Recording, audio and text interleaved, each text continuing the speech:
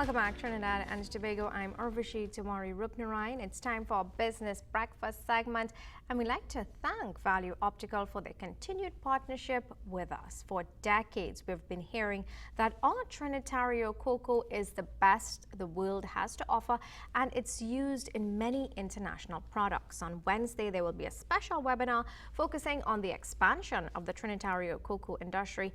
It will be hosted by the European Union delegation to Trinidad and Tobago and InvesTT. Well, here to tell us more about the event and expand on the possible opportunities in the cocoa industry, we have with us Mr. Peter Cavendish. He's ambassador to the European Union delegation to TNT, and Mr. Sekou Alleyne, president of InvesTT. Thank you, gentlemen, so much for joining us. Good morning. Morning. Good morning to you both. I think before we get to the webinar, if Mr. Alleyne could just tell us, our viewers, what is Trinitario cocoa? Well, if the viewers don't already know, Trinitario cocoa is a special brand of cocoa produced in Trinidad and Tobago that is one of the finest cocoas in the world and boasts the largest inventory of cocoa plant material as well.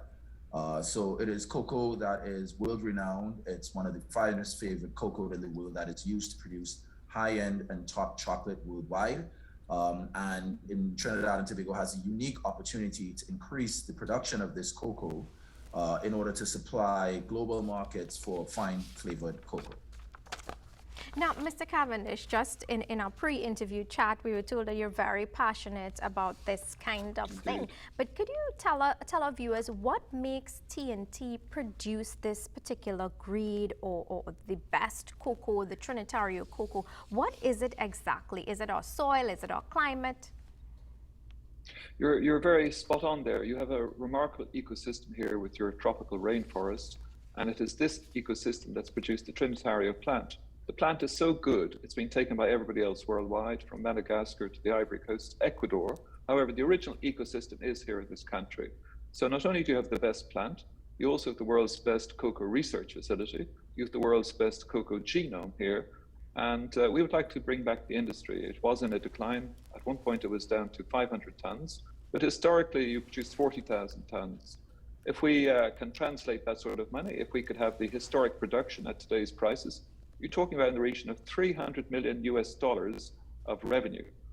The world market for cocoa is about $100 billion a year, and the Europeans consume about half of that. So clearly, from our point of view, we have a great interest in the cocoa, the quality of the cocoa, as a luxury product. And cocoa is used in many other areas. It's now used in beverages, in liqueurs, and other areas, cosmetics, and we are really confident that this is a value investment opportunity for external third parties. Now, the European Union, they've been doing a lot of work with our country in particular. Could you let us know, now you did quote the 500 tons at some point in time, and that would have been just about 20% of the world's cocoa needs at that point in time. What do we produce now, and why has it dwindled? Mr. Cavendish, can you take this one? Sure. Historically, it would have been about 40,000 tons, would have been about 20% of the world's market, and it's gone down more recently to 500 tons. Gotcha. It dwindled because the country has what's called a petrocurrency. A lot of attention went into the fossil fuel sector, a lot of the educated elite went into the fossil fuel sector, and some of the lands have been neglected. Some went to sugarcane, and now they're not used. So the objective is to bring back the capacity. The world market is 100 billion. Prices can vary from $5,000 to $7,500 a ton, up to $12,000 a ton. If you take 40,000 tons of cocoa times $12,000, which is the premium end of the market, you're talking about in excess of $400 million. Due to the COVID crisis, this country has consumed about $600 million equivalent of its financial reserves through the government supporting business in this country. So you can see in comparison what the potential is. If the country can reach its historic levels of cocoa production and maintain the quality, this is a major win for the country. It will have a lot of hard currency at its disposal. And of course, Mr. Alleyne, InvesTT's particular interest in revitalizing the cocoa industry. Well, InvesTT, as the investment promotion agency for Trinidad and Tobago, reporting to the Minister of Trade and Industry, has a vested interest in increasing the investments in the country and the investment capacity of the country. Certainly, agriculture is one of the sectors that we are targeting, agriculture and agro-processing, and we do feel we have an opportunity, a very keen opportunity to increase, as the ambassador says, the production of cocoa, which of course will require and likely will require investment, foreign and local investment. And partnerships with those have the technical capacity to revitalize the cocoa estates and those that own the cocoa estates. So we do have the land mass, as the ambassador said, the climate and the soil conditions, as well as the cocoa estates to revitalize, where we think partnerships between foreign capital, foreign technical support, local technical support from the Ministry of Agriculture and from the Cocoa Research Unit and of the University of West Indies, and of course, with the support and passion of the ambassador, we think we can bring all those parties together to raise the investment stock, the amount of FDI coming in this industry. And again, as the ambassador has laid out, the economic benefit from doing is clear. And so if we can get closer to where we were in terms of production and focus on this industry, we believe this is just the beginning of the partnership between the EU delegation, InvesTT, and the wider government to increase and expand Trinidad's contribution in this industry. Mr. Cavendish, are you aware of any current partnerships between EU businesses, for instance, and cocoa producers locally? Are there any success stories already existing? Yes, there are success stories. You have cocoa producers exporting to Sweden and Switzerland. You have other people approaching business interests in the United Kingdom. It's not a European Union member state, but we're happy to work with these people as well.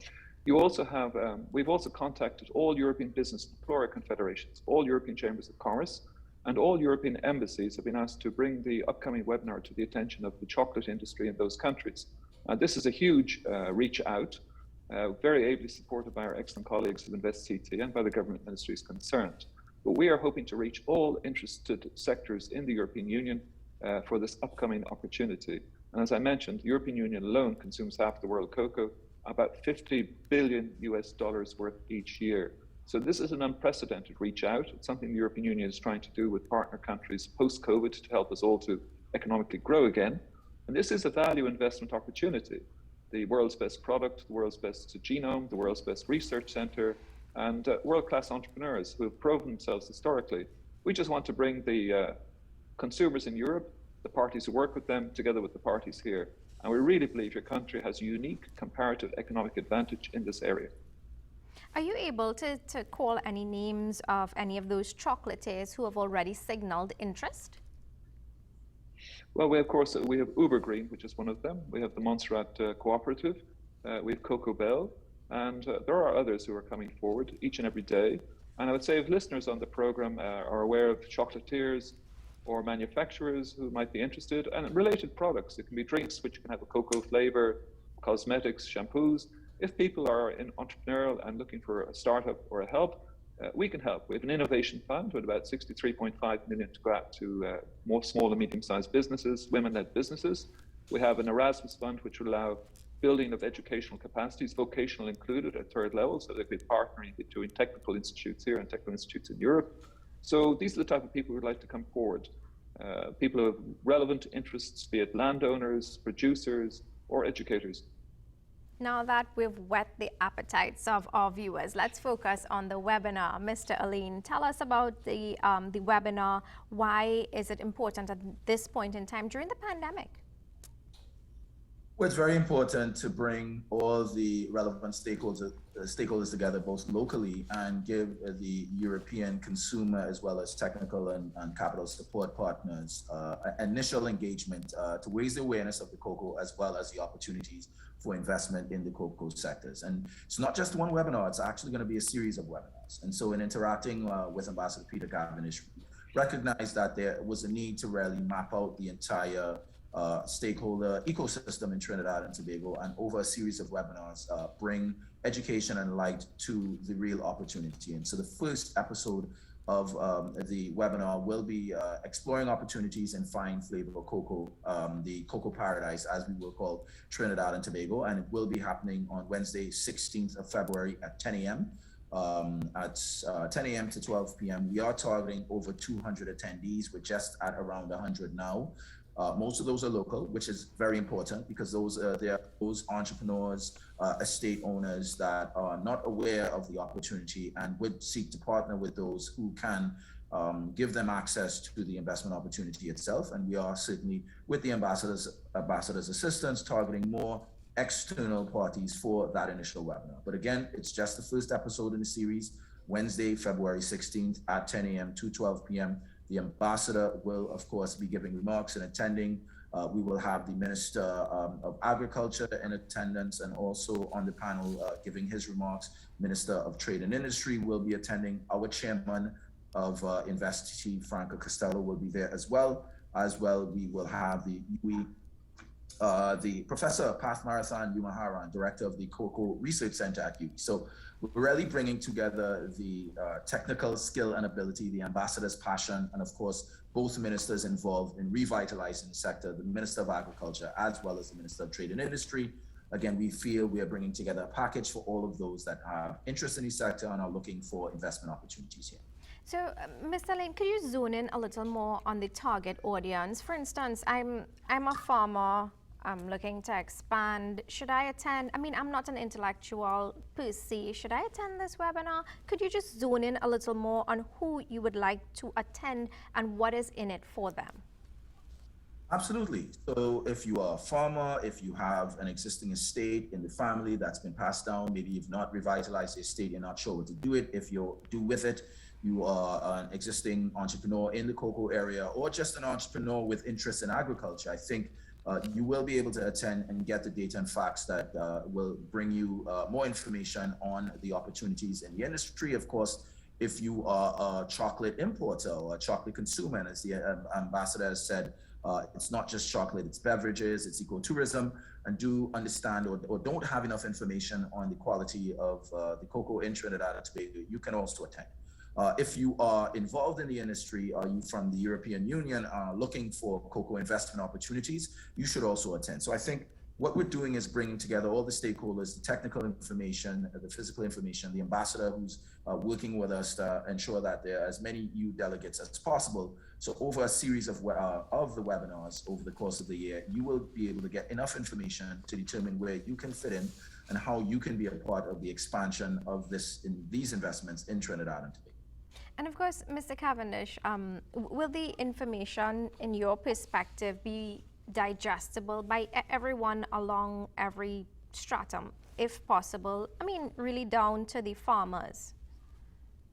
Well, I think that farmers are very instinctive people, very close to the land, and they can understand when there's winds of change, winds of climate change, winds of every type of change. This initiative is something that I think can be absorbed by all business people active in this sector, by all commercialists, by all chocolatiers, by importers and by exporters. It's in a way a return to the original first-class product of this country and to promote it abroad. It's been overlooked due to the success of other sectors, be it oil and gas, financial services, but it's a return to something that really is unique to this country. I think every Trinidadian knows cocoa instinctively. So I think there's no problem to absorb this. Perhaps there's a problem to work with all of the tools, problem to understand all of the tools, but we are there to assist with that as well. We can give guidance on, the innovation fund that we have. We can give guidance on other funds, and we have invested in the past in training people on how to meet EU standards, and all of these things can be looked at again. So yes, we can help with training. I mentioned Erasmus, which is third-level training. So certainly we can do a lot to support anybody who needs guidance. And perhaps I could just mention one thing that's really perhaps the interest of the cultivators. A great many people would never want to sell their farm. It's got emotional holding value for the family. It's very part of who their identity is. But leasing can also be an option. Long-term leasing in agriculture by families allows them to retain ownership and yet the land to be used. So it's not just people who might want to sell land or cultivate cocoa for themselves, but people who have land and maybe would like to lease it. So basically, I think we've outlined most of the people we wish to reach out. Let me thank you both gentlemen very much. I myself am very psyched up. I'm going to be joining your webinar. Your webinar, it starts on February 16th. It is absolutely free. For more information, you can call 225-4688, or you can just log on to the website www.invest investtt.co.tt for information and also to register for the webinar. So I'll see you gentlemen on Wednesday. Let me just thank you both. Reminder of viewers, Mr. Peter Cavendish, he's of course the ambassador of the European Union delegation to Trinidad and Tobago, and Mr. Sekou Alleyne, President of InvesTT. Thank you both for joining us. Thank you very much for having us. Well, as we head off to a break, we're going to share with you an image submitted by a 10-year-old jailer, Jordan, of East Street, Fanny Village, Point Fortin. A very good morning to you, jailer. Probably heading back out to school. Are you in that SEA class? All the best to you.